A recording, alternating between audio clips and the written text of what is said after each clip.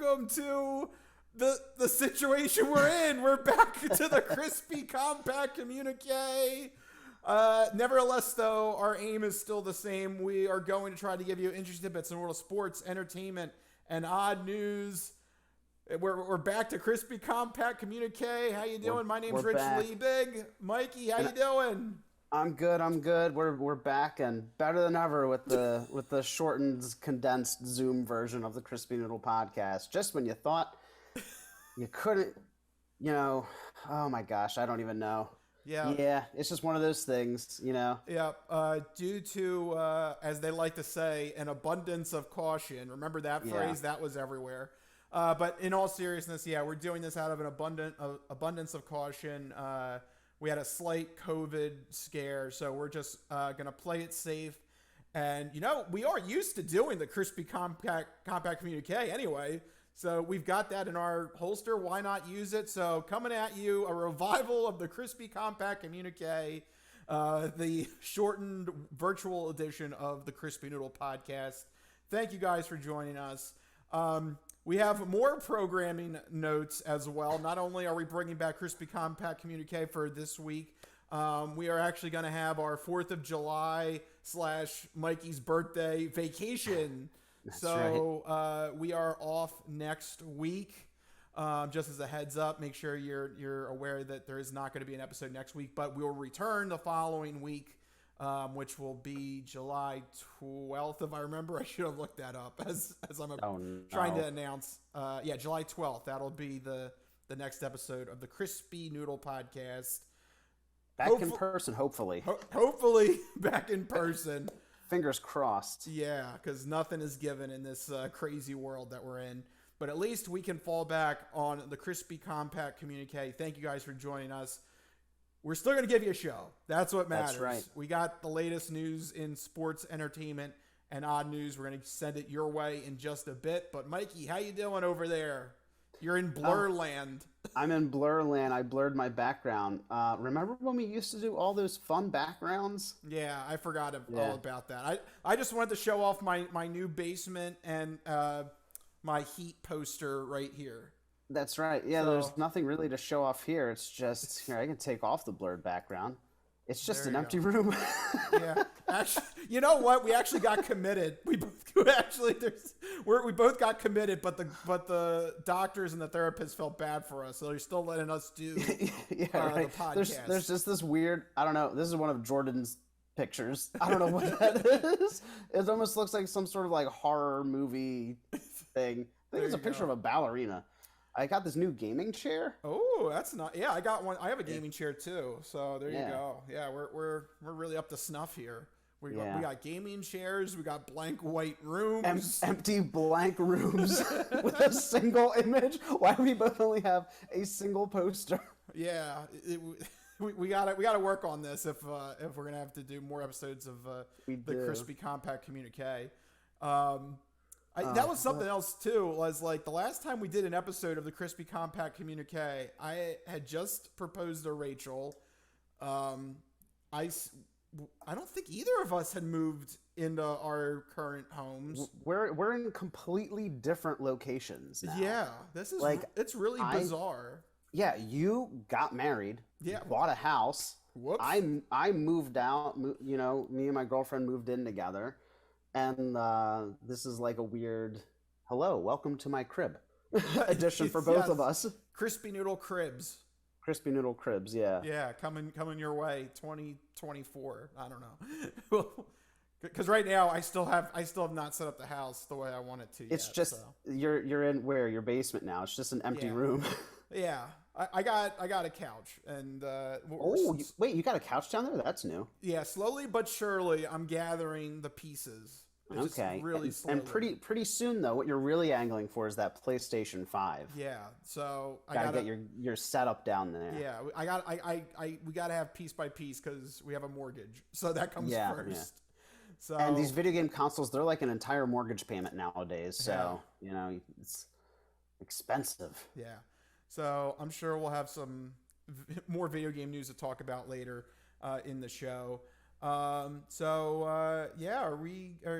Do you have any other news you want to mention here technically this is the introduction portion of the show. No, I don't even remember what's happened this past weekend because it was all so just jam-packed. Yeah, I think it was nope, I got nothing. All right, very good. Keep up the good work. How about you? I literally cannot remember a damn thing that happened. Oh yeah, keep up the good work over there. I'll try. Yep. I'm gonna just take advantage of the fact that we are recording in our homes and I don't have to drive back anywhere. So I'm going to crack open a nice mics while I'm doing this podcast. Very nice. And by the way, this is the mango one. I like the mango one. It is so good. Yeah. But I hate it because I think they only put it in the sampler pack. I don't like the sampler pack because they give you the lemonade, which is good. They give you the mango, which is good. Then they give you, what is it, like a blood orange, which is just another citrusy. It's very similar to the lemonade.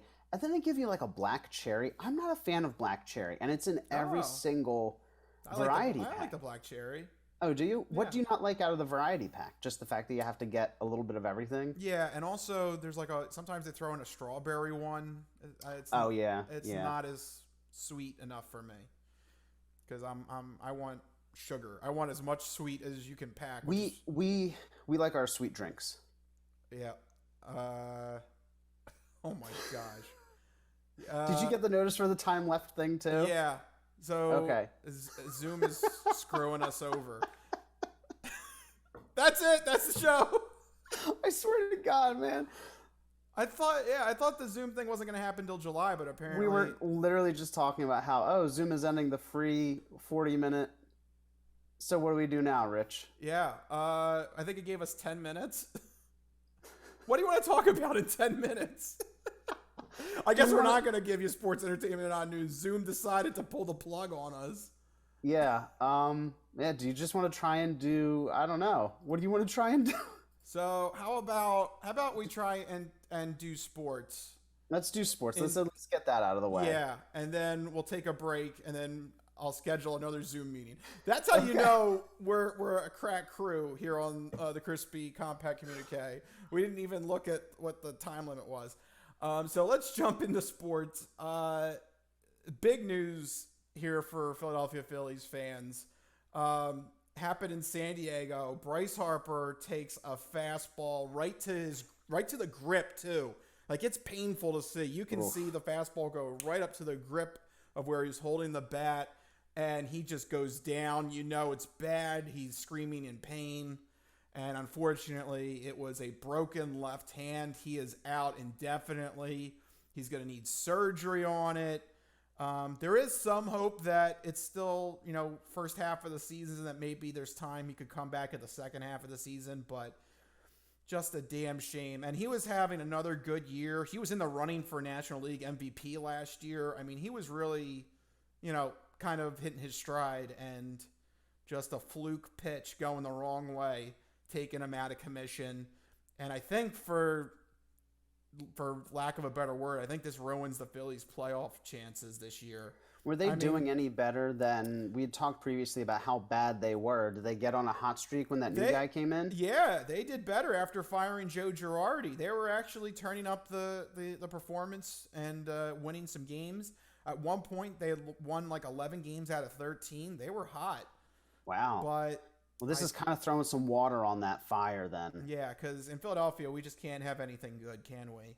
No, it's not allowed. Yeah. So, unfortunately, if you're a big Phillies fan, this is probably the end of the playoff hopes, because the Mets are actually really good this year. They might get the top slot in the playoffs. They're looking relatively unbeatable, but they also have a weak division, so I'm not giving them too much credit. No, don't. But, yeah, unfortunately, I think the Phillies' playoff hopes, at the least, took a big hit with Bryce Harper being out indefinitely. He should get up there and just bat one-handed. Hold it like a club. Yeah. And just... You won't get any home runs with it. No. Oh, maybe he could make his whole thing that he becomes a really good bunter, Yeah. Good luck. Good luck with that. It does suck to lose a big piece like that. Yeah. We have more baseball news, and this is weird. Mikey didn't even hear about it, but it's a really weird case here between the Mariners versus the Angels. Two teams out west.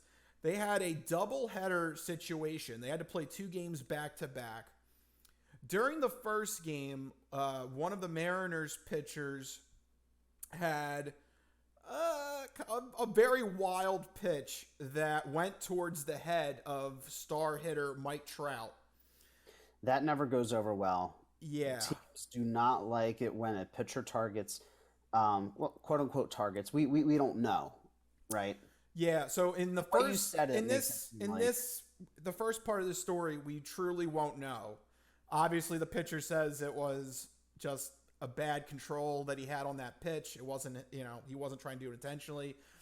Mike Trout visibly angry. I mean, it went right. It was a missile for his head. Oof. I don't know.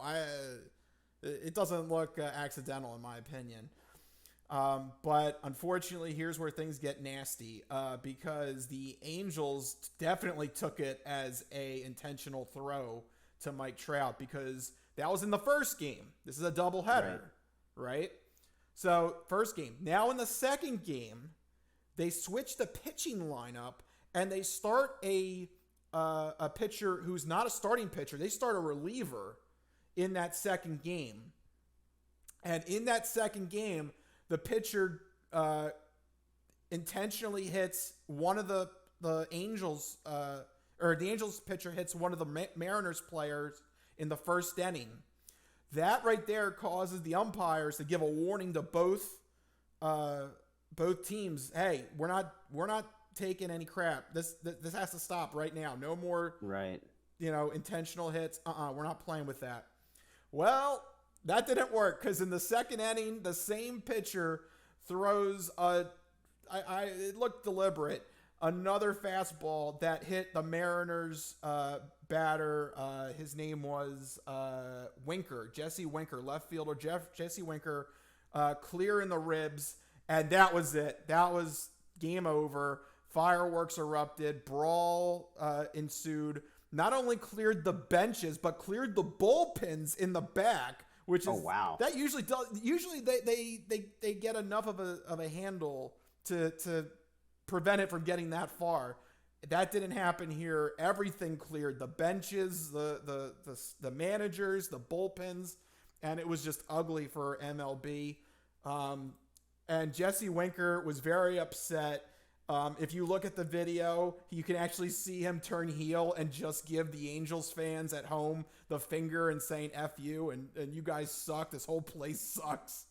It's hilarious on that side. But unfortunately, let's get down to brass tacks here. This was definitely the Angels saying we're almost willing to throw this game just so we can hit back at your team.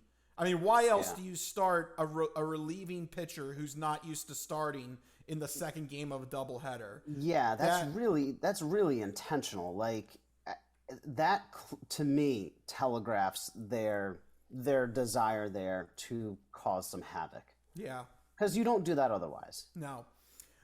So unfortunately, well, depending on how you look, everybody. Coming from our point of view, we're neutral. Everybody's a jerk in this situation, but I'm sure the fans don't feel that way. But MLB did not like this one bit. We're trying to prevent people getting injured. So, I mean, look, we literally had Bryce Harper get injured, and that wasn't even done on purpose. Like, just freak accidents happen. And you're telling me this is happening on purpose? Not a good look for baseball. As a result, baseball brought down the hammer. Angels got a slew of suspension. Let me go into the Mariners. The Mariners are shorter. Jesse Winker, the guy that got hurt and decided to go heel, he has a 7-game suspension coming his way. A shortstop that threw a lot of punches, J.P. Crawford, he got 5 games. Another center fielder, Julio Rodriguez, got 2.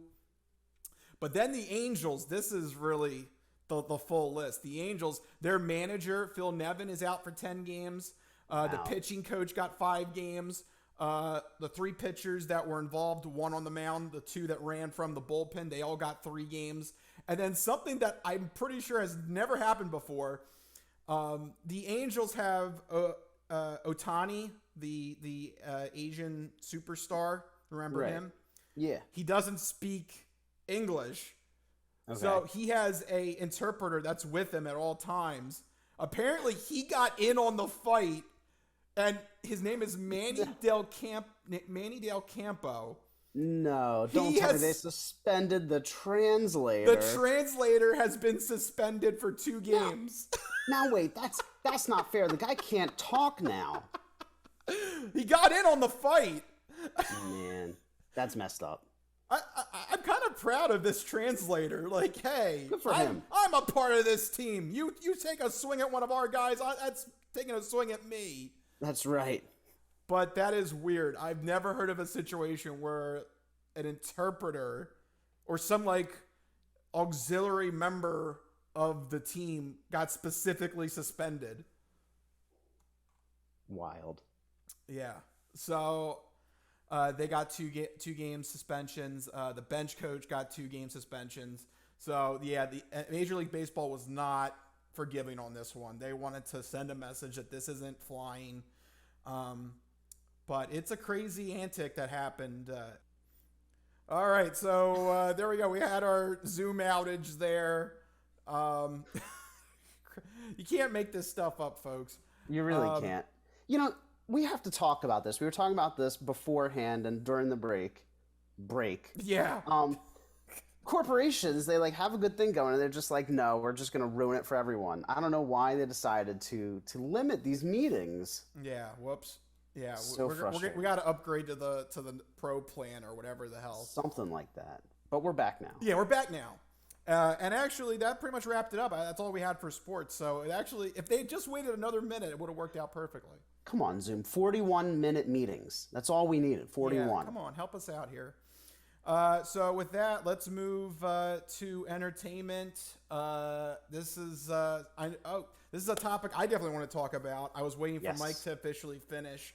And I did. So we are good to go. We can talk about the Obi-Wan Kenobi spin-off series on Disney Plus. If you have not seen it, I guess this is where you would need to take a break of your own. Hopefully not forced on by Zoom. All right, so Mike, what did you think of Obi-Wan Kenobi? Man, I really, really liked it. You know, for as bad as the sequel trilogy was, Disney, I think, knows what they're doing for the most part with the television series. I mean, so far, Mandalorian,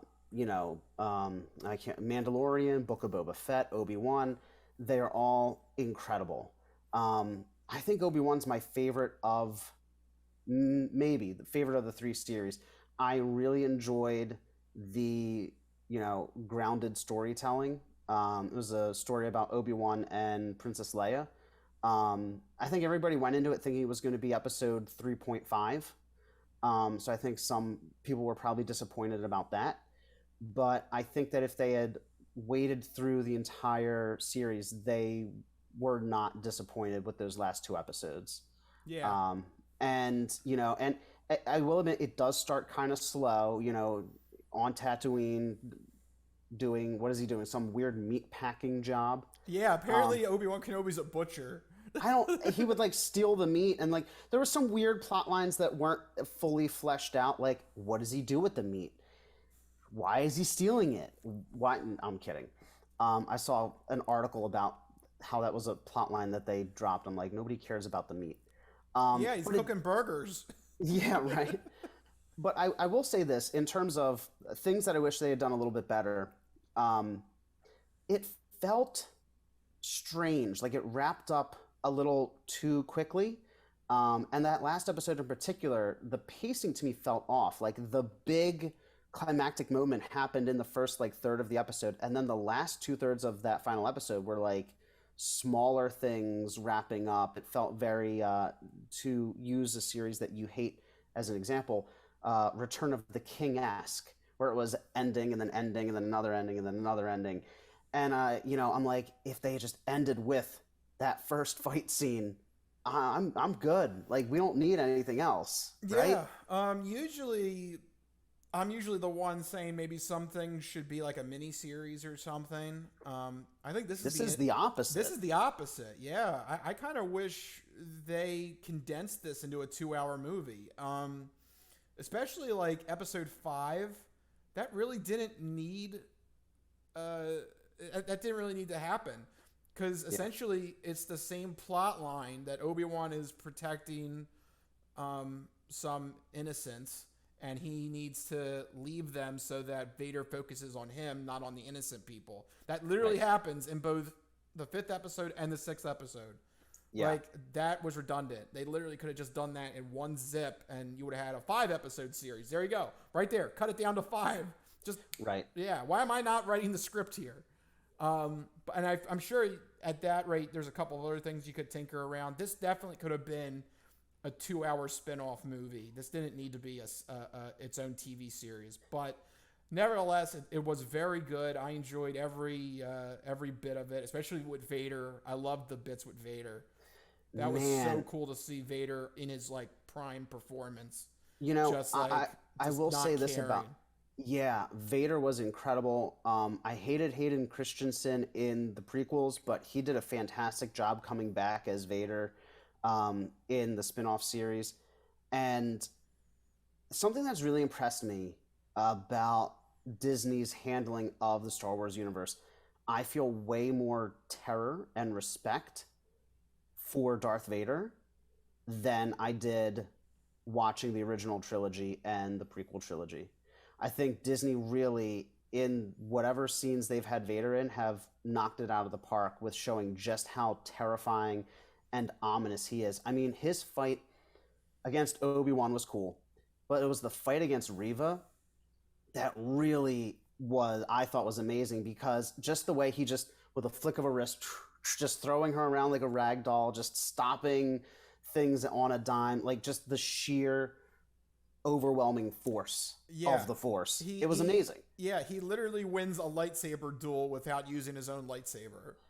Which you think would seem boring, but I was riveted. I was like, he's literally just slowly sidestepping every single lightsaber slash. Like, you know, it was nothing to him. Yeah. And that, to me, I think villains are the most terrifying when they don't need to act like a villain. Yeah. When they can just like kind of just brush it off and like, what, like, you know, what, like a gnat bothering them. Yeah. You know, that was incredible.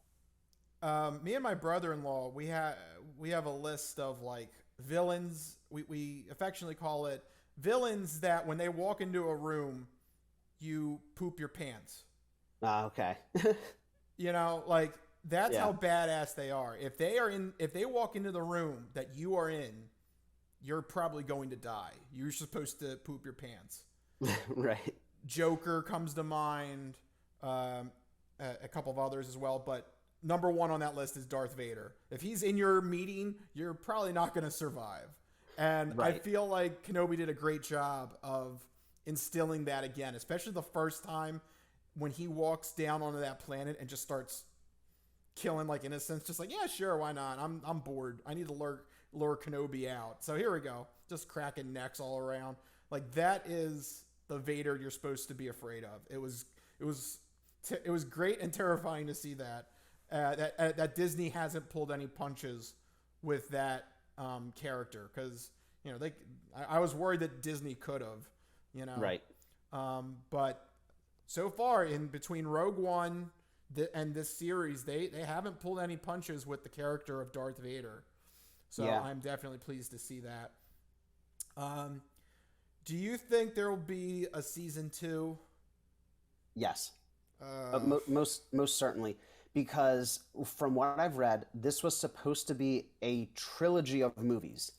And I've seen some suggestions online that people said that the lackluster reception to the Solo movie is what persuaded Disney to make this a miniseries instead of a 3-movie sort of spin-off trilogy. So I could definitely see a second season. I don't know if a second season is needed. I thought that it kind of wrapped up nicely where Darth Vader's like, all right, I'm going to stop pursuing Kenobi and I'm just going to be Darth Vader kind of thing. And Luke and Leia are safe. Old Ben Kenobi is going to go live out his days in a cave somewhere. Like, I don't know what else there is to pursue in terms of, an interesting narrative. Because really, what else does Obi-Wan Kenobi do on Tatooine after this point? Right? I mean, it's for all intents and purposes, it seems like the Inquisitors are going to stop hunting him.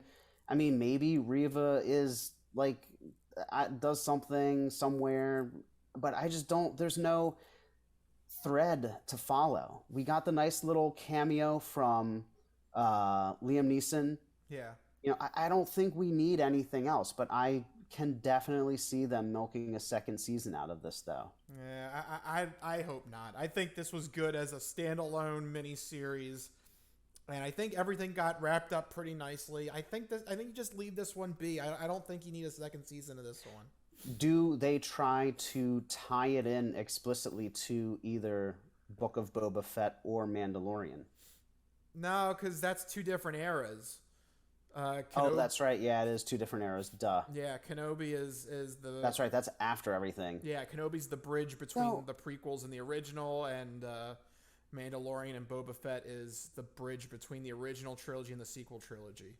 Oh, no, wait. Andor could be the series that they tie into. Andor could, but maybe they could pull like some of the imagery from Kenobi, like with that weird like Jedi escape route where they had like the special sign and stuff. Maybe that will show up in Andor, but Andor's already been greenlit for 2 seasons. Well, that could. I mean, that's a completely original storyline. Doesn't have anything to do with the Skywalker saga. But I think I think that they've already greenlit it for a second. The first is already obviously written and ready to go. But maybe they're thinking in the second one they could tie into a second Kenobi season, or I could definitely see them trying to get more out of this because there seems to be interest. There seems to be a really positive fan reception. I think people want to see more Jedi stories. Book of Boba Fett and Mandalorian were good, but they became great when they added the Jedi and the Force elements. Yeah.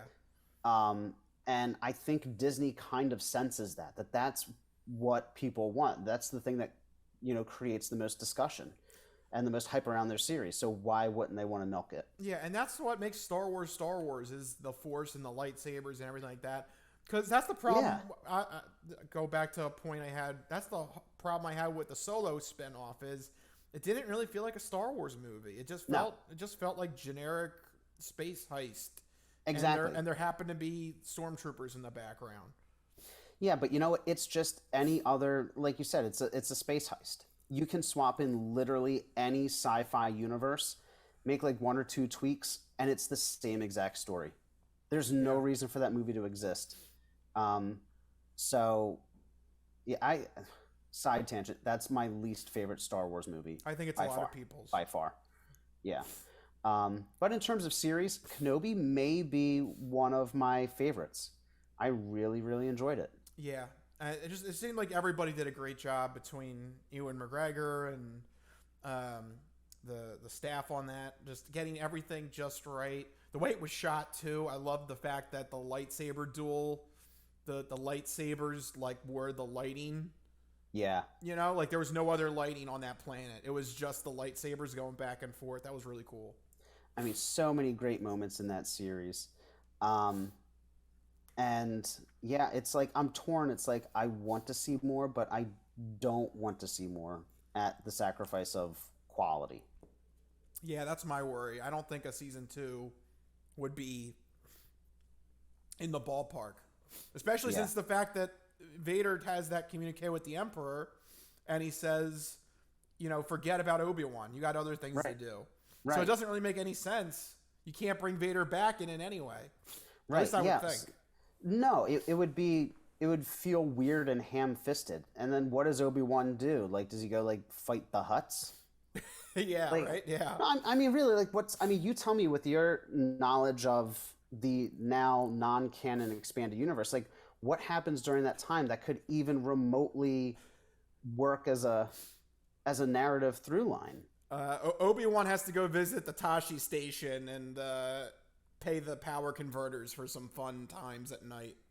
There you go. I don't know what that translates to, but it sounds like an interesting show. Yes, very good. Everyone goes to the Tashi station to see the power converters. That's right. That's what Luke wanted to do, right? Yeah, it's very. Go to Tashi station. He's like a whiny 15-year-old. Yeah, it's every teenage boy's fantasy at the Tashi station. What is the Tashi station?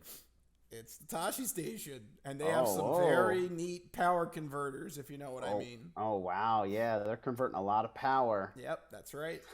It's very important. Okay, so with that wraps up our recap of Obi-Wan Kenobi. Let's go into some odd news.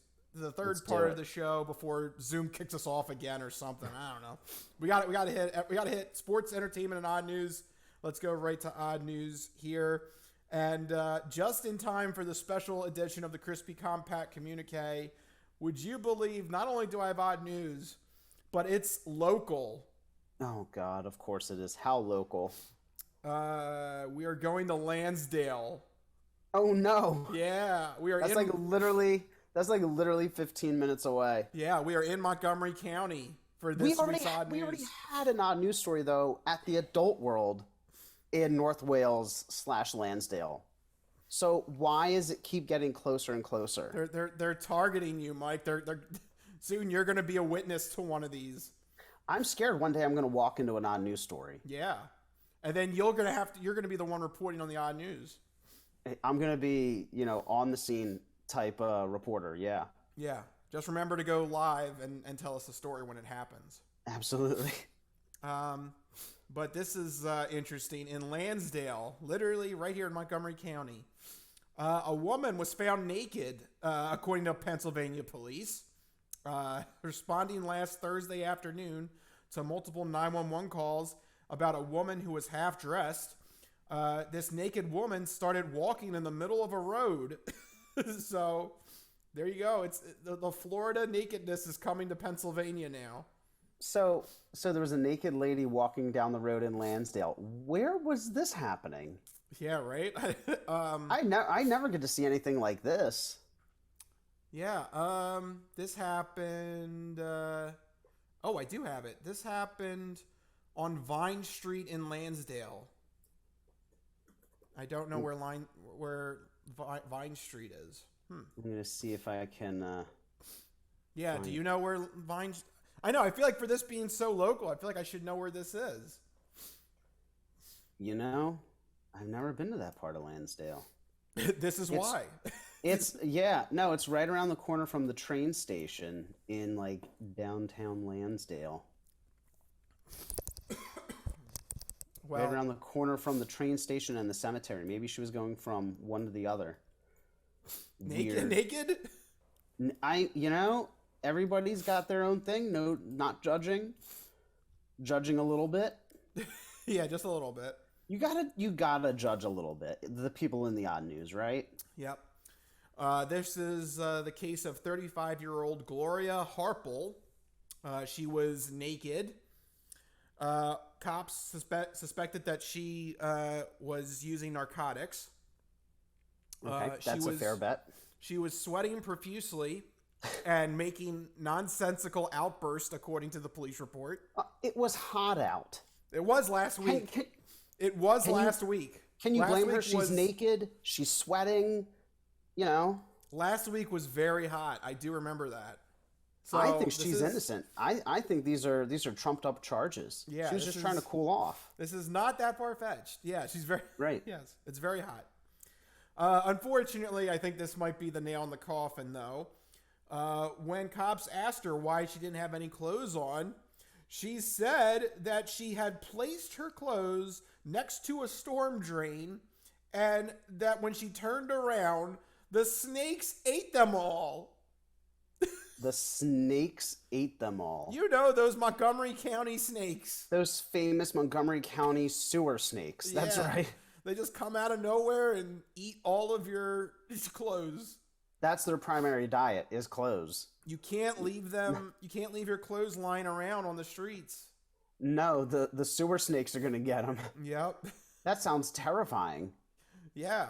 But why did she think it was okay to leave her clothes by a storm drain in the first place? She's like, takes off her clothes. She's like, oh, where am I going to keep them? I know. Just fold them up and tuck them in by the storm drain. What? It doesn't make any sense. I can get up to the point that she's hot. I have to take my clothes off. Right, because honestly, Rich, that's like you if it ever cracks 100. Yeah, I can't be seen in this. You either have to put me in a cooler or I gotta take my clothes off. Those are the two options. Those are the only two options, right? That's all you can do with me.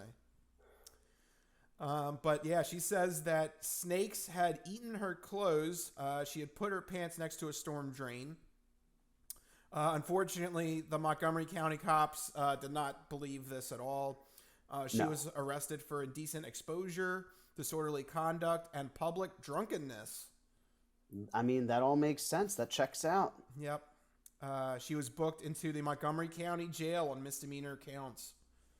So There you go. A local story. We could go visit her in jail. We could interview her. Like, oh my God, some of these local stories. We should go interview the actual. Wait, yeah, we should. Yeah, like, hey, is this really what happened? Can you give us? Yeah, and like, can you elaborate on the snakes? What did they look like? How big were they? Do they live in the sewers? Do I have to worry about them? Do they eat? Do they actually eat the clothes, or are they collecting the clothes? Like, did like another snake use it as like a whip to like get the clothes away? Like, how fast does this happen? Right. Are the snakes using the clothes, or are they just eating them? Like, are they living in them? Are they using it as their own clothes? Like, I need to know more about these sewer snakes because I need to know if I need to be worried about my clothes. We do both. We both live in Montgomery County. Yeah. You know, Montgomery County is a rough and tumble area here in southeastern Pennsylvania. We got clothes stealing snakes. Yeah. That's That sounds worse than anything else. I mean, come on now. Snakes are already bad. Now they're stealing clothes. Yeah. And eating them too, apparently. Yeah, you'll never get them back either. They're going to eat them. Right, yeah. Yeah. That sounds horrible. So there you go. I had to mention that. That's what I have for you in the odd news for this week. A local odd news story. Yeah, at some point, Mikey, you're going to be the reporter because I do feel like it's getting closer to you. So, guess what? What? I saved this, but I forgot to send it to you. There was an odd news story from Ambler. Uh-oh, there you go. Kind of an odd news story. It's odd because of the bail. So you know that we always find bail really interesting, of course. Yep. So this is kind of like a weird half odd news story, but I had to bring this up to you. So 33-year-old Dana Reichert of Philadelphia was, arrested in the Ambler section of the township, reported a suspicious person on their property, and they were charged with several crimes, including 2 felony counts of burglary. But what makes this interesting is the bail was set at $77.